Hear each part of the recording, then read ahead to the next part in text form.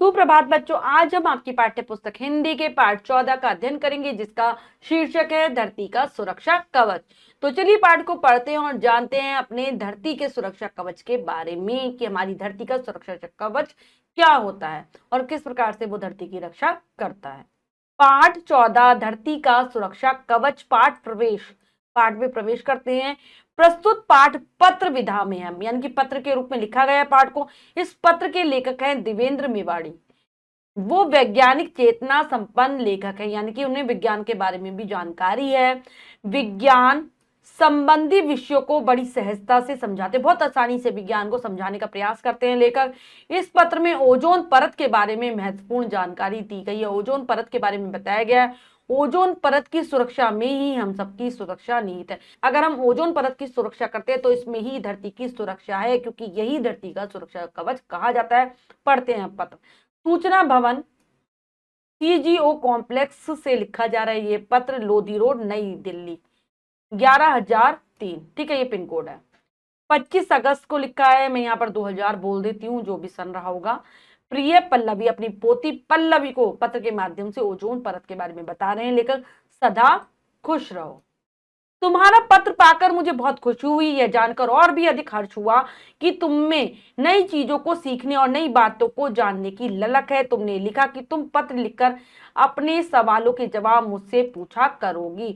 तो कहते हैं लेखक कि मुझे अच्छा लगा और कि तुमने मुझे तुम्हारा पत्र मुझे मिला, और इस बात की और भी ज्यादा खुशी है कि तुम नई चीजों को जानना चाहती हो, सीखना चाहती हो, और इसकी चाह तुम में हमेशा से रहती है। तुमने मुझसे कहा था कि तुम पत्र लिखकर ही मुझसे सवाल पूछा करोगी। यह तो बहुत ही अच्छी बात है मेरी प्यारी पोती। मैं भी तुम्हारे जिज्ञासा भरे पत्र पढ़कर अपने बचपन के वे दिन याद कर लूंगा, जब मैं भी तुम्हारी तरह तमाम चीजों के बारे में जानना चाहता था। तो वो कह रहे हैं कि ये बहुत अच्छी बात है कि तुम मुझसे कुछ पूछा करोगी, और तुम्हारी जो जानने की इच्छा वाले जो पत्र है उनको देख पढ़कर मुझे खुशी होगी। मैं फिर से अपने बचपन में पहुंच जाऊंगा, क्योंकि मेरी भी यही इच्छा होती थी कि मैं कुछ ना कुछ जानूं जब मैं छोटा था। चलो अब तुम्हारी इस जिज्ञासा का उत्तर देता हूं, अन्यथा तुम कहोगी कि लो दादाजी तो अपने बचपन के दिन याद करने लगे। लेकिन एक बात तुम्हें जरूर बता दूं कि विज्ञान में मुझे भी बचपन से ही तुम्हारी तरह गहरी रुचि थी, इसीलिए मैं वैज्ञानिक ही बना।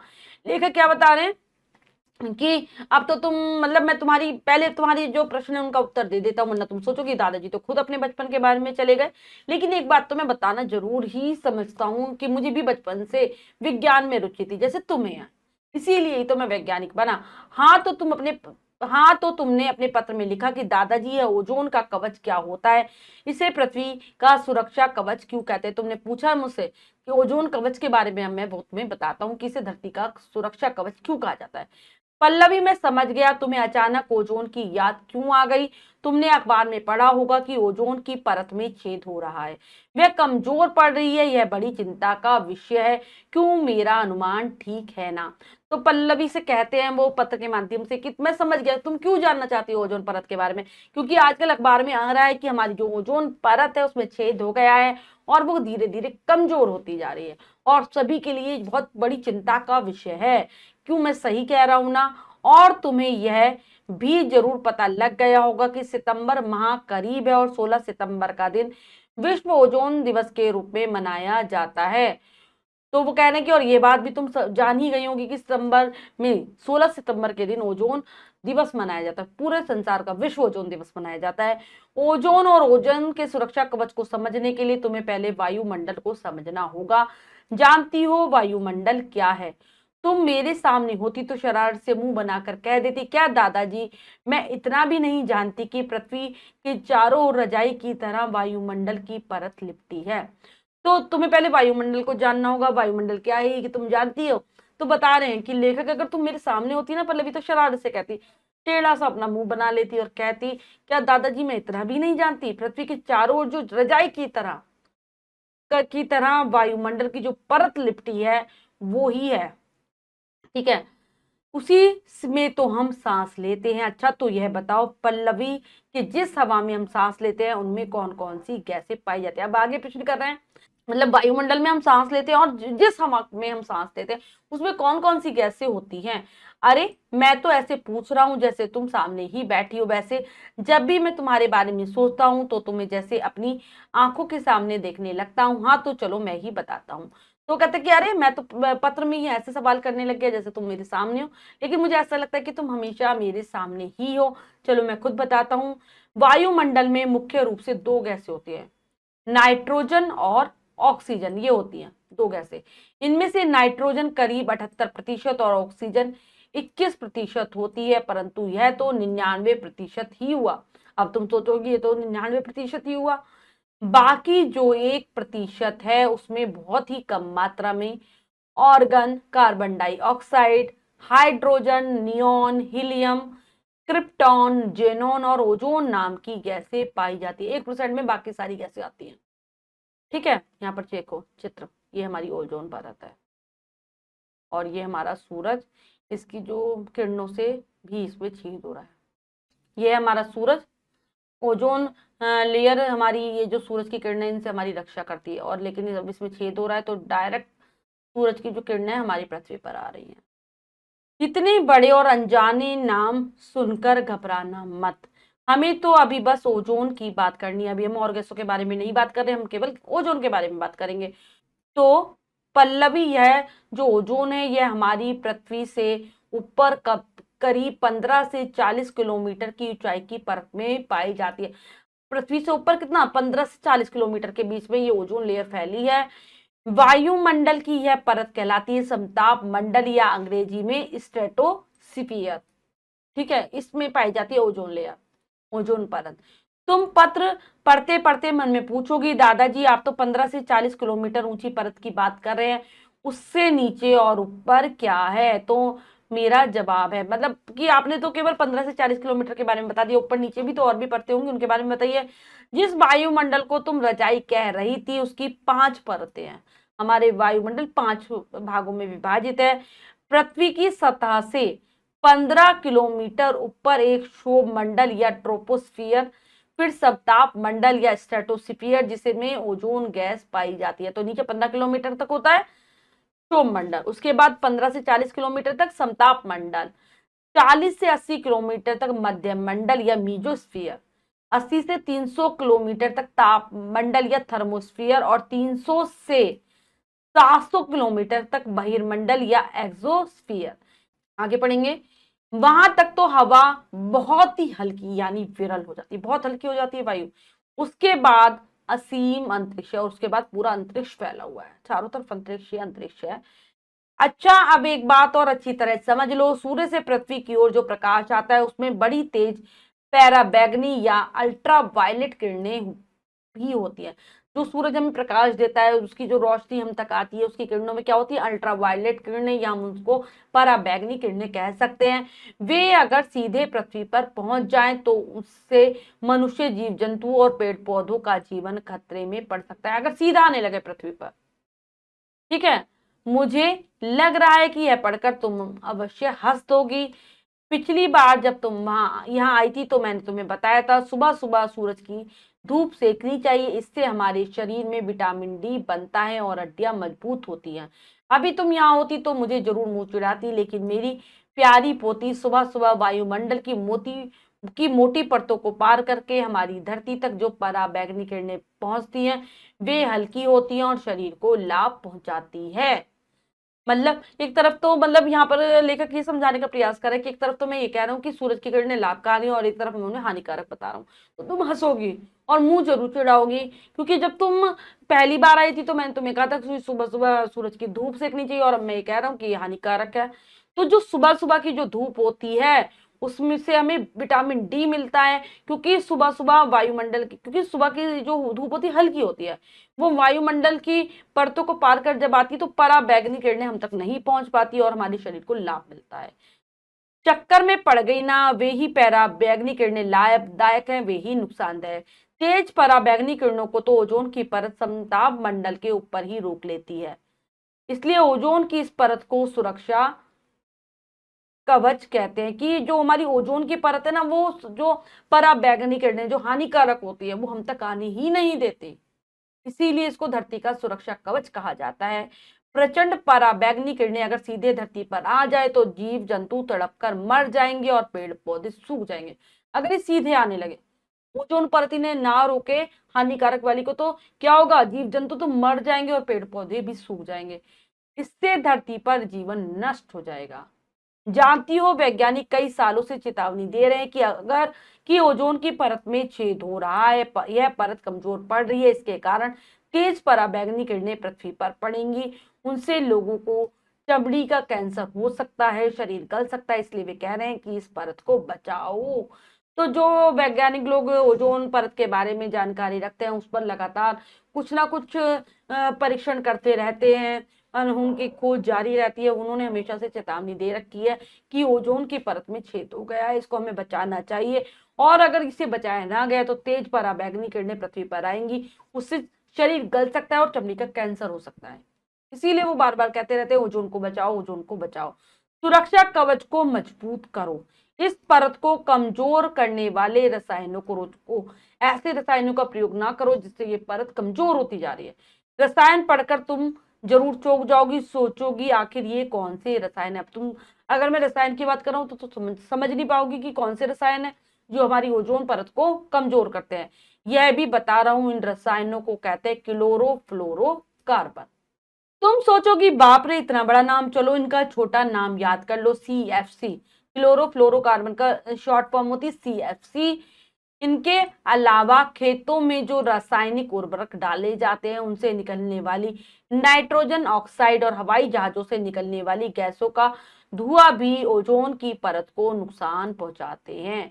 जो फसलों पर छिड़काव किया जाता है नाइट्रोजन ऑक्साइड का, हवाई जहाज जब चलते हैं उनसे जो गैसें निकलती है, इनसे भी नुकसान होता है ओजोन लेयर को। पल्लवी, इन रसायनों के कण ऊपर उठकर सीधे ओजोन की परत में पहुंचते हैं। वही पराबैंगनी किरणें इन्हें तोड़कर क्लोरीन के परमाणु बनाती हैं। और जब क्या होता है, जब ये गैसें होती है ना, इनमें के जो कण हैं धीरे धीरे ओजोन लेयर तक पहुंच जाते हैं उड़ते उड़ते, और वहां पर जो पराबैंगनी किरणें जो ओजोन लेयर ने रोक रखी होती है वो इन अणुओं को तोड़ देती है और फिर बनाती क्लोरीन परमाणु। और क्लोरीन के परमाणु ओजोन के दुश्मन होते हैं। जो परमाणु बनते हैं वो दुश्मन है, जो क्लोरीन के परमाणु बनाती थे वो दुश्मन होते हैं ओजोन के। वे ओजोन को तोड़कर ऑक्सीजन में बदलते रहते हैं, ओजोन लेयर को तोड़ेंगे और ऑक्सीजन में बदल देंगे। क्लोरीन का एक परमाणु ओजोन के 1 लाख अणुओं को तोड़ सकता है। एक परमाणु से 1000 अणु टूट जाते हैं। इस तरह ओजोन की परत कमजोर पड़ती जाती है। इस प्रकार ओजोन की जो परत है वो धीरे धीरे कमजोर होती जा रही है। सबसे अधिक नुकसान CFC रसायनों से हो रहा है, सबसे ज्यादा लेकिन नुकसान जो हो रहा है CFC रसायन ही कर रहे हैं। तुम सोच रही होगी ये CFC के रसायन आखिर हैं क्या और कहां से आते हैं, तो समझ लो ये हम मनुष्यों की ही देन है। कि अब मतलब तुम सोच रही होगी कि जो CFC के रसायन कहां से आते, तो ये हम मनुष्यों के द्वारा ही बनाए गए हैं। हमने अपनी सुख सुविधा बढ़ाने के लिए इन्हें स्वयं बनाया जिससे हम सुखी रह सके, आराम से रह सके। हम इन रसायनों से अपने फ्रिज और एयर कंडीशनर को चला रहे हैं। फ्रिज में काम आते एयर कंडीशनर चलता है इनसे। हम इन्हीं से इलेक्ट्रॉनिक कल पुर्जों की सफाई करने, जो भी हमारी इलेक्ट्रिक चीजें होती हैं, इलेक्ट्रॉनिक आइटम होते हैं, उनमें जो पुर्जे होते हैं उनकी सफाई भी इससे होती है। और हमारी स्प्रे करने वाली चीजों में भी ये रसायन होते हैं जो हम स्प्रे करते हैं, जैसे हमारे खुशबूदार ड्यू, इन सब में यही रसायन पाया जाता है। इन रसायनों का हम जितना कम उपयोग करें, ओजोन का सुरक्षा कवच उतना मजबूत रहेगा। मतलब कम से कम हम इन चीजों का जब प्रयोग करेंगे तो हमारी ओजोन लेयर मजबूत होती जाएगी। तुम सोचोगी AC और फ्रिज कैसे चलेंगे, कि हम इनको, अगर हम इनका यूज ही नहीं करेंगे तो कैसे चलाएंगे फ्रिज और AC को। उनके लिए वैज्ञानिक नए रसायनों की खोज कर रहे हैं। अब तो वैज्ञानिक इस काम में भी लगे हैं, नए नए रसायनों को खोज करने में लगे हैं। पल्लवी, अब तो दुनिया के सभी देश ओजोन के सुरक्षा कवच को बचाने की कोशिश कर रहे हैं ताकि पृथ्वी पर जीवन संकट में न पड़े। हमारे देश के नहीं, और देश के वैज्ञानिक भी इस काम में लगे हुए हैं। सब चाहते हैं सुरक्षा कवच यानी कि ओजोन की परत को बचाना। अच्छा, ओजोन दिवस तुमने स्कूल में कैसे मनाया, इस बारे में मुझे अपने अगले पत्र में जरूर लिखना, और प्रश्न तो तुम पूछोगी ही, है ना। तो कहते कि अब तुम मुझे ये बताना अगले पत्र जब लिखोगी कि तुमने ओजोन दिवस को कैसे मनाया, और अगले पत्र में पूरा लिखना, और प्रश्न तो तुम पूछती ही रहोगी, है ना। ऐसे कहते लेखक। पत्र को समाप्त करते हुए कहते हैं, तुम्हारे प्यारे दादाजी देवेंद्र मेवाड़ी। तो ठीक है बच्चों, हमने पाठ को बहुत अच्छे से समझा और ओजोन लेयर के बारे में जाना। एक बार लेखक परिचय पढ़ लेते हैं। देवेंद्र मेवाड़ी का जन्म 7 मार्च 1944 को काला आगार राजस्थान में हुआ। 11 पुस्तकों के अतिरिक्त प्रमुख पत्र पत्रिकाओं में सैकड़ों विज्ञान लेख, कहानी और विज्ञान कथाएं प्रकाशित हो चुकी हैं। इनकी हिंदी में स्तरीय विज्ञान लेखन के लिए इन्हें उत्तर प्रदेश हिंदी संस्थान द्वारा प्रतिष्ठित आत्माराम पुरस्कार से सम्मानित किया गया। इनकी प्रमुख मौलिक पुस्तकें हैं भविष्य की कोख, वैज्ञानिक कहानियां, सूरज के आंगन में, विज्ञान जिनका ऋणी है, पशुओं की प्यारी दुनिया, अनोखा सौर मंडल आदि। तो ये था हमारे लेखक का परिचय, छोटा सा परिचय।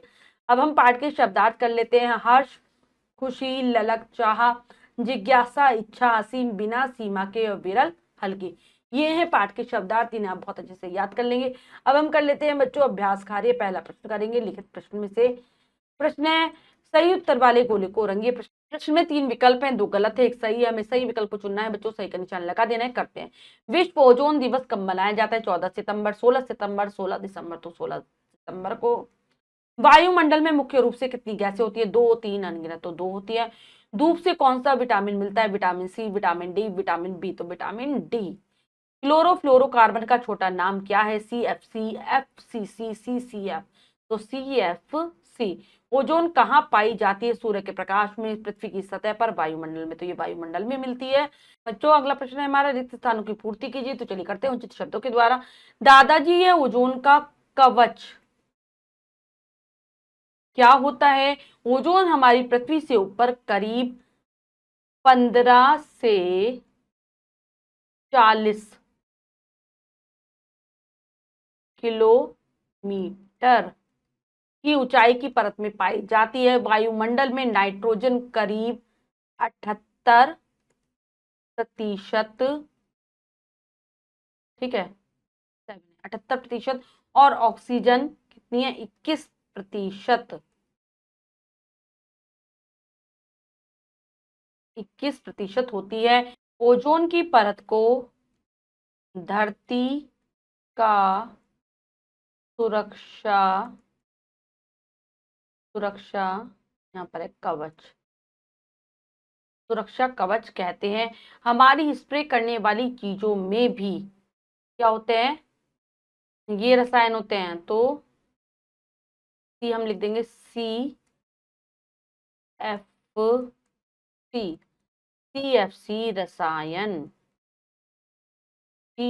रसायन होते हैं। वाक्य पढ़कर सही या गलत का निशान लगाइए। तो चलिए करते हैं।